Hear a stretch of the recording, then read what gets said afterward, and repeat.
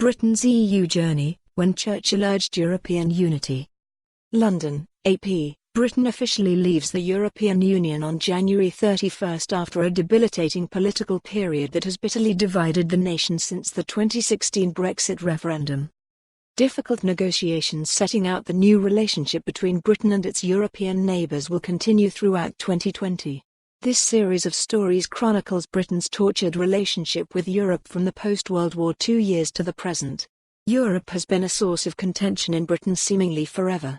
That may be why no consensus has really ever existed over the benefits of being a member of the European Union and why the country has been so divided in the run-up to Brexit Day.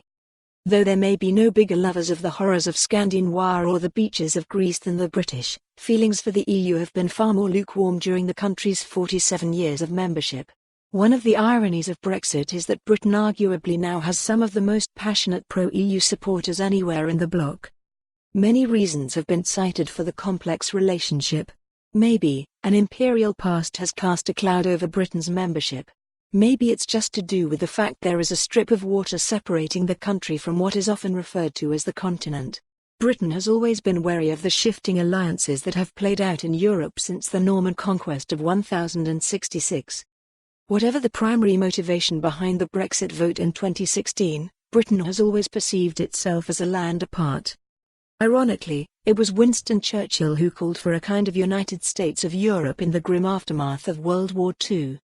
In a speech in Zurich in 1946, a year after the end of the war and after he had been resoundingly ousted as British Prime Minister in a general election, Churchill outlined his vision for post-war Europe. Peace and prosperity, he said, could only come if France and Germany put aside their centuries of mistrust and start operating as partners. The structure of the United States of Europe, if well and truly built, will be such as to make the material strength of a single state less important, he said. Small nations will count as much as large ones and gain their honor by their contribution to the common cause.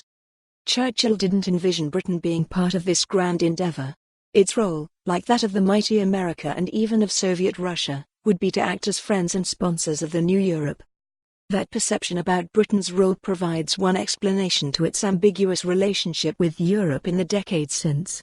It joined the club late, 16 years after the rules had been written, in fact. While a member, it often grumbled about many of the integration suggestions that came up. Words like awkward or semi-detached weren't uncommon. For more on this story, visit the news article link.